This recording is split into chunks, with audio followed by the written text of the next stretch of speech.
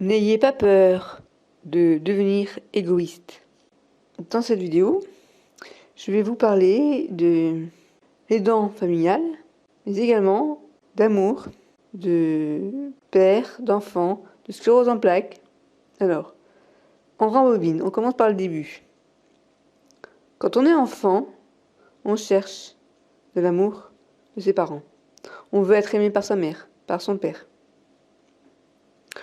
Pour cela, on est prêt à tout faire pour essayer de leur plaire. On veut être une enfant modèle, une fille telle que le demandent ou l'exigent nos parents. C'est eux qui sont là pour nous apprendre ce qu'est la vie, à nous éduquer, les bonnes manières. On est content quand notre mère ou quand notre père nous félicite ou nous remercie, ou est heureux ou heureuse. Et puis il y a des fois où ça se passe pas forcément comme on aurait aimé. On a l'impression d'être rejeté, d'être un peu abandonné, de ne pas être aimé peut-être par le père ou bien par la mère. Moi, c'était le père. Le père était inexistant. Alors oui, si, lui, de son côté, c'était... Mais quoi, je fais mon rôle de père. J'apporte de l'argent à la maison. Grâce à vous, vous avez de quoi manger à tous les repas. C'est votre mère qui s'occupe de vous, c'est normal. C'est la mère qui s'occupe des enfants. Moi, en tant que père, je m'occupe d'apporter de l'argent. Et puis en tant que mari, ben, j'ai fait des enfants à ma femme. J'ai un bon salaire, un bon travail. Tout va bien. Sauf que la fille, à force quand elle a commencé à grandir, elle s'est rendue compte qu'elle se sentait un peu bancale dans cet amour. Il y avait une mère un peu mère poule et un père absent, et cet amour paternel, elle en a beaucoup manqué. Et puis même la mère, elle avait du mal. Elle avait du mal à donner de l'amour à ses enfants parce que elle-même orpheline à 5 ans de son père, à 14 ans de sa mère, elle savait pas. Et finalement, l'amour, ça l'a mettait mal à l'aise. Faire des câlins comme ça, oh non, t'en demandes trop, Christelle, t'en demandes trop. Si tu me sautes dans les bras pour m'embrasser, je te donne une baffe parce que tu m'as fait mal au dos. Mais maman, on fait pas ça à un enfant de 5 ans. Ah bah écoute, si, pourquoi? Moi j'ai pas pu faire autrement, ça me faisait trop mal. Ah bon, mon amour il te fait mal. Ah d'accord. Donc on a vite compris que avec les parents, il fallait se retenir de trop demander. Et puis il y avait le grand-père qui était là, qui était très affectueux. On voyait pas de mal. Nous, en tant qu'enfants, on cherche l'amour, on va le chercher là où on le trouve. Et donc, ça m'a rapproché de mon grand-père. Sauf que le grand-père, il en a profité pour avoir des mains baladeuses, pour m'embrasser en catimini, hein, quand personne ne le voyait. Et puis, un jour, il est mort. Et quand mes parents ont vu mon malaise, ils m'ont interrogé. Et j'ai dit, ben, il me sert de trop près, le grand-père, mais je l'aime, mais je pensais qu'il allait venir me chercher, c'était sa femme, en fait. C'est parce que j'ai parlé qu'il est mort. Et donc, je suis culpabilisée. Et ça a traîné pendant des années. Et puis à 21 ans et demi, quand mon père a eu son grave accident d'aile volante, ça m'a remis tout ça devant les yeux. Et là, j'ai dit à la famille, j'ai été abusée par mon grand-père. Et la famille a réagi en disant, qu'est-ce qu'on peut faire pour toi, Christelle? Ils m'ont pas dit, bon non, c'est des conneries. Si, pas ma cousine, elle a dit ça, mais eux, ils avaient là pas du tout étonné. Comme si finalement, je n'avais rien du tout révélé. Bon, bref, passons. C'était le grand-père adoré, qui était militaire de carrière et magistrat, donc intouchable. De toute façon, il était mort alors. Et puis moi, j'avais grandi, hein, j'avais 22 ans.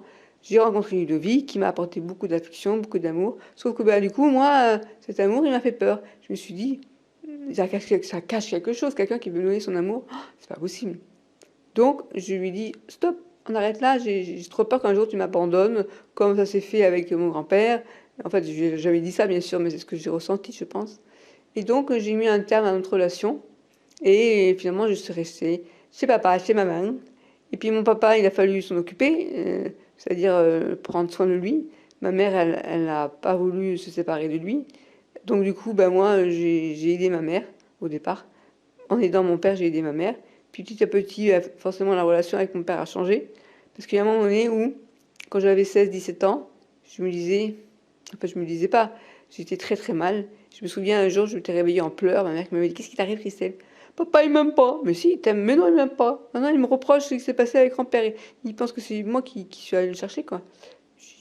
Et puis, mon père, ma mère était allée le voir, et il a dit, non, mais Christelle, on s'entend pas, c'est comme ça.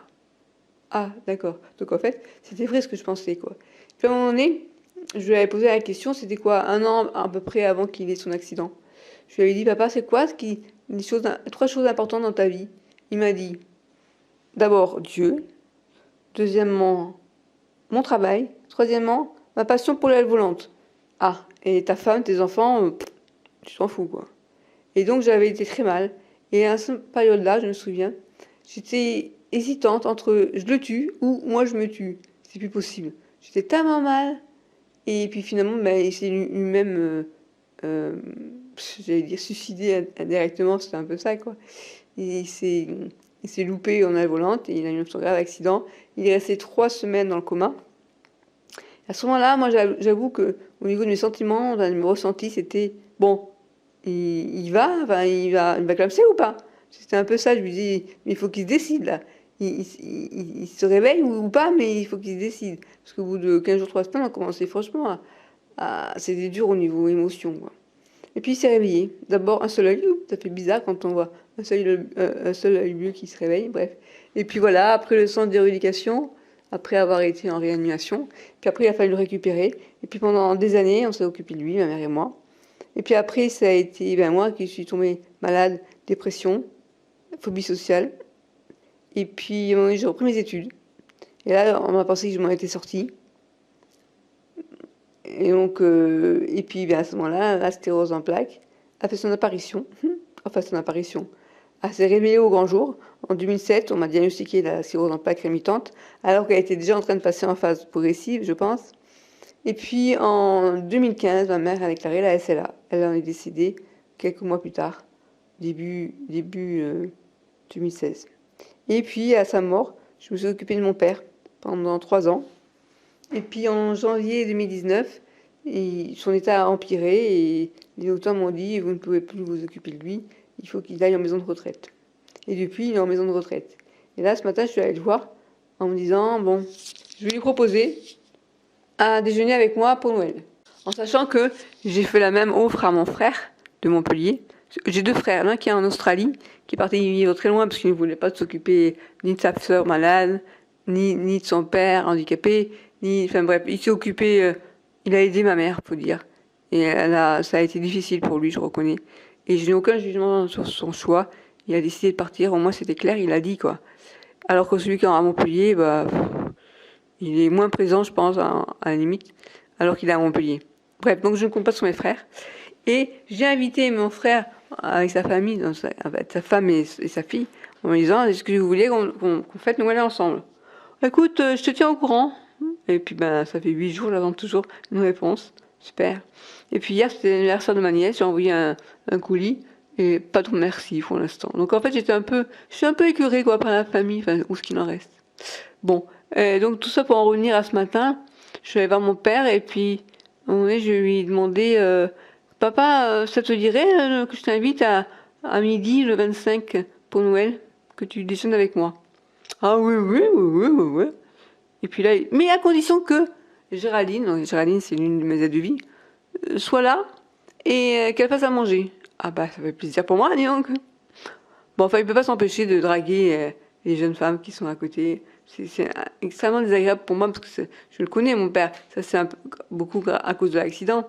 Ça l'a désinhibé, mais c'est pénible, c'est pénible. Du coup, je me suis dit, la prochaine fois, si tu appelles Géraldine, reste dans la voiture, laisse-moi toute seule avec mon père parce que sinon, je ne peux pas, ça peut pas être sérieux avec lui, quoi. C'est pénible. Et du coup, ça m'a remémoré cet événement quand j'étais jeune où je lui demandais, papa, dis-moi que tu m'aimes. En fait, c'est un peu ça, quoi. En lui demandant quelles sont les 3 choses importantes pour toi dans ta vie, je lui demandais tes enfants, quoi. Où est-ce que tu me situes, moi? Et là, quand je l'invite à déjeuner avec moi pour Noël, je m'attends pas à ce qu'ils disent, ah ouais, ouais, ouais, ouais, ça me fera super plaisir de venir déjeuner avec toi. Si, il y a aussi la devie qui fait le repas. Si, il y a aussi, voilà. En gros, je me fais chier avec toi, quoi. En plus, c'est lui qui invite. Bon, c'est chez lui, d'accord, mais quand même. Bon, bref. Ça m'a franchement énervé. Et bon, je ne lui en veux pas parce que il est comme ça, il est comme il est. Mais. Et puis en plus, la devis qui était là, qui réclamait de ses bêtises, quoi. Je lui dis, mais. Alors, il me fait de me dire, attendez, mais moi, je suis pas invitée parce que c'est. Elle a dit, c'est Jalila, parce que c'est Jalila qui s'est proposé d'aller chercher mon père avec moi et d'aller le ramener après le repas. sympa. Elle n'est pas du tout invitée au repas. Mais je sais pas ce qui s'est passé, elle a dit ça. Et au lieu de lui dire, mais attendez, c'est votre fille qui vous invite à venir à partager un repas de Noël avec elle, pourquoi vous voulez m'inviter? J'ai rien à faire dans l'histoire. Et puis Géraldine, elle m'a dit qu'elle pouvait pas venir avec moi me chercher et me le ramener. Ce jour-là, elle savait pas encore ce qu'elle allait faire. Et donc je dis à mon père, tu sais, c'est Noël, donc à Noël, les gens ils sont en famille. Bon, moi j'ai fait l'effort de me débrouiller pour qu'on puisse aller te chercher et te ramener. Est-ce que ça te fait plaisir ou pas?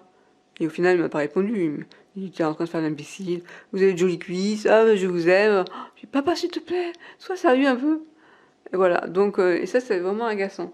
Et du coup, je me suis dit, punaise, pourquoi est-ce que je cherche encore maintenant à 50 balais la reconnaissance de mon père, quoi. Je veux dire, bon, je cherche même pas à savoir s'il m'aime, je le sais. Et puis, de toute façon, honnêtement, maintenant, je m'en fous un peu. C'était quand j'avais 17 ans que je voulais une réponse. Maintenant, et je me dis, mais il serait peut-être temps que je coupe le cordon, quoi. Et par rapport à ma sclérose en plaques, je me dis quand même, en plus j'ai une sclérose en plaques et c'est moi encore qui fais le pas vers la famille, vers le frère, vers le père. Je dis, mais attendez, c'est les autres entourages qui doivent me demander comment ça va, qui viennent me voir. Non, non. Et c'est pour ça que j'aime bien Jamila, c'est en tant qu'aide de vie, elle vient. J'ai pas besoin de faire d'efforts d'accoutrement ou autre pour faire plaisir à quelqu'un. Cette personne, elle vient chez moi et quand elle vient me voir, elle me prend telle que je suis. Comment je pourrais dire ça? Euh, on discute, je suis à l'aise de discuter de tout et de rien avec elle. Je me sens pas jugée, je me sens comprise. Et ça fait du bien, quoi. Et du coup, je me dis, bon, papa, t'es gentil, mais à un moment donné, tu sais quoi? La voiture, j'ai pu l'avoir. Parce que là, j'ai sa voiture. C'est moi qui ai payé les frais, etc. C'est moi qui paye l'essence pour aller le voir. Mais je me dis, après tout, je rends la voiture à la curatrice, parce que maintenant je suis plus curatrice, donc c'est la voiture de mon père. Je lui dis, la prenez la voiture, je ne paie plus ni l'assurance, ni les frais d'essence, ni rien du tout. Et puis comme ça, j'ai plus de voiture et j'aurais pu voir mon père. Puis je me suis dit, Christelle, tu peux pas faire ça. Non, mais j'aurais le voir de temps en temps, quand les aides de vie m'y amèneront. Mais est-ce que j'ai besoin de faire tout un effort pour garder un lien avec la famille, ce qu'il en reste? Depuis que ma mère est décédée, ça n'arrive plus à rien, quoi. Quand mon frère est vient en Australie, bon ben je l'invite. Quand mon frère, j'ai pas besoin de l'inviter, il débarque à l'improviste, j'aime pas ça. Et je me suis dit, il est temps maintenant que je me focalise sur trouver un autre lieu de vie et lâcher cette maison. Et ben, ils se démerderont, ils la louent, ils la vendent, ils font ce qu'ils veulent. Après tout, ça ne me regarde plus. Et je me suis dit, deviens égoïste, punaise, Christelle. Ça suffit. Pourquoi tu... Ma mère, elle a voulu reconstruire la famille sur des cendres. Et moi, je me dis, fais pas pareil. C'est bon, stop. Commence à penser vraiment à toi, il serait temps, à 50 ans. Voilà, donc c'était mon petit laïus pour vous dire, si vous aussi vous avez des difficultés dans votre famille ou autre, ou par rapport au fait que peut-être que depuis que vous avez la sclérose en plaques, vous avez l'impression que votre entourage vous considère plus, vous ne vous êtes pas compris, avec votre fatigue, on vous fait des reproches ou je ne sais quoi. Dites-leur merde. Non, non, ne leur dites pas de merde, mais je veux dire, zappez ce qu'on vous dit. Et soyez égoïste. What the fuck, on s'en fout, quoi. L'important, c'est vous. Voilà ce que j'ai envie de dire. L'important, c'est vous. Ne vous faites pas du mal, ne vous autoflagellez pas, ne soyez pas coupable. C'est vrai que la culpabilité, c'est quelque chose de terrible. Et moi, je me dis, vu tout ce que j'ai fait pour mes parents, j'ai pas raison d'être coupable si maintenant je vais un peu moins voir mon père, et si je pense à moi, et si je m'entoure de personnes que j'apprécie, et non pas de personnes qui me gavent.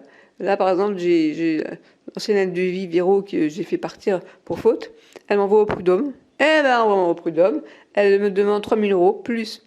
Moi, je dois payer 2 400 euros mon avocate. Et si je perds, je dois payer 5 000 euros. Parce que 2 400 pour moi, non, 5 400 euros. Et si je gagne, c'est elle qui devra payer les avocats, hein. Et puis, je me dis, de toute façon, si j'arrive à obtenir un témoignage contre elle, eh ben, si je peux, je l'envoie aux URSSAF et un contrôle fiscal. Allez hop, et tout groupé. Non, mais attends, si on me cherche, moi, on trouve, hein. Non, mais j'en ai marre, quoi. Voilà, non, vous n'avez rien entendu, bien sûr. Ce que je veux dire, c'est que j'ai plus envie de me laisser faire, quoi. Voilà, c'est tout. C'est tout.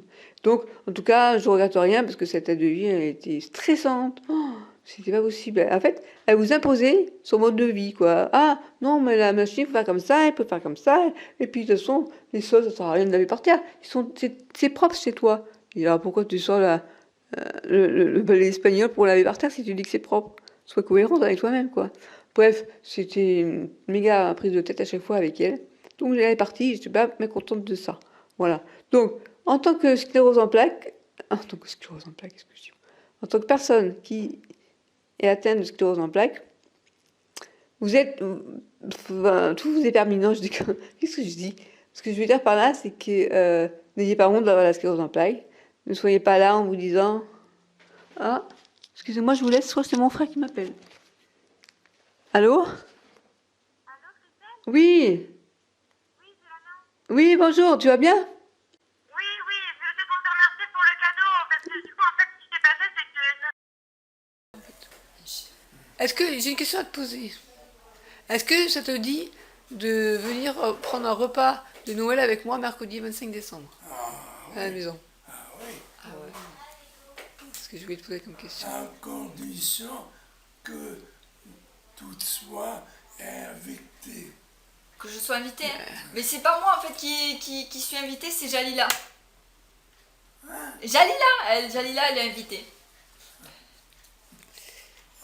Après, ça fait trop. Quoi? Tu parles, Bon, je dis plus rien, je te laisse parler. Vas-y. D'Andigena et toi. Ah, Ah, je vais pas t'oublier. Autrement, je ne participe pas. Oh, c'est vraiment l'amour, hein? C'est ah l'amour. d'abord, alors là, ça m'étonnerait. Je suis bien que tu lui poses un Mais peu de. tu sais que un 25 décembre, normalement, c'est en famille. Hein. Normalement, le 25 décembre, c'est en famille. Bon, C'est en famille qu'on fête Noël. Donc c'est normal que moi, je t'invite. J'ai compris, en fait, tu t'en fous de mon invitation. Ce que tu veux, c'est déjeuner avec Géraldine. C'est ça. À vous. À vous. ça ne ferait rien. Non, mais Bon. franchement. Alors, je m'appelle comment? Comment je m'appelle? Je sais pas. Voilà, ben je peux pas venir. J'aurais dû lui dire, ah, si vous répondez, je viens. Je sais pas. J'aurais dû dire, si vous répondez, je viens. Je sais pas.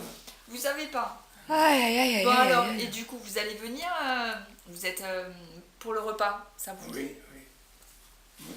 Ouais, moi, je suis pas trop, hein, moi. Je suis vexée. Il y aura... Vous êtes deux, Ah ouais. mais votre petit-fille. Ah, avec mes petites filles, je viens aussi? Bon. Il va Et falloir mon aller. mari aussi? Ah non. Non, d'accord. Non, mais ça, tu savais déjà, hein. Il a pas caché, Non, hein. mais je voulais confirmer, parce que la dernière fois, déjà, il vous l'avait dit, il disait, non, non, le mari vient pas. Mais alors, si t'invites Jalila et t'invites pas son frère, il va pas être content. Hein.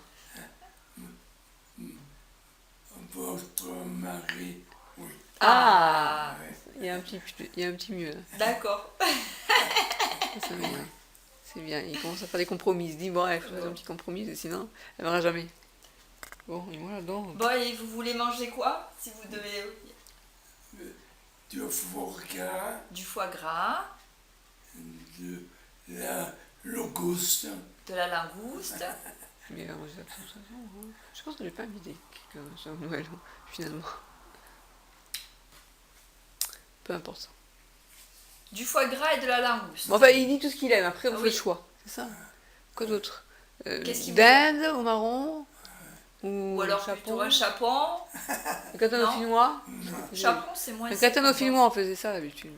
Quand il y avait Un maman. petit gratin dauphinois, vous aimez bien? Et une bûche de Noël. À condition que soit vous qui le fassiez. Oula Que Prends je des fasse risques. le Hein. repas. Ah oui, Tu prends oui. des risques, hein. Ah oui. Non, je déconne. Ah oui. Eh ben alors, ça fait plaisir pour moi, tiens. Ça fait plaisir. Que je fasse le repas. J'ai compris. Je fais plus d'invitation. Non, et après, si je le fais, après, vous allez voir tout le temps, vous allez vouloir que je vous le fasse. Ah oui. Bon. Il fait chaud ici. Bon, bah, du coup, mon invitation, elle devient son invitation, tu vois. C'est ça. C'est cool. J'ai jamais fait ça. T'invites quelqu'un Ouais, bon, écoute, je m'invite chez toi, ok. Alors, je peux inviter aussi Tu du vas te monde. retrouver avec nous, Jalila, ses enfants, tout le monde, quoi. Ah bah oui, les enfants de Jalila, tu les invites pas les enfants de Jalila, ils sont mariés aussi, tranquille. À la combien D'enfants d'enfants? Ah, Trois. elle en a 3. Plus on est fou, plus on rit. Hein. Elles sont petites. Ouais, non, il y a les grands aussi. Hein. Non, ils sont grands, enfin, sauf De grands le et petit un dernier, petit. il va avoir 8 ans. En mars. Bon, ils sont plus trop. Ouais. Tu les as déjà vus, hein, ces enfants. Pas très souvent, mais tu les as déjà vus. Ouais, mais bon. On fait ce que vous voudrez comme repas. Ah, d'accord. Ok. Je suis pas sûre si je vais faire ça. C'est vous qui choisissez. C'est moi qui C'est choisis fou, le hein. modèle. Ah, mais alors ça, c'est toi qui habites chez moi, c'est bien. C'est cool. C'est moi qui J'adore. choisis le repas. J'adore le repas de Noël avec mon père. Super. C'est moi qui choisis le repas. Ben, J'adore. j'ai de la chance.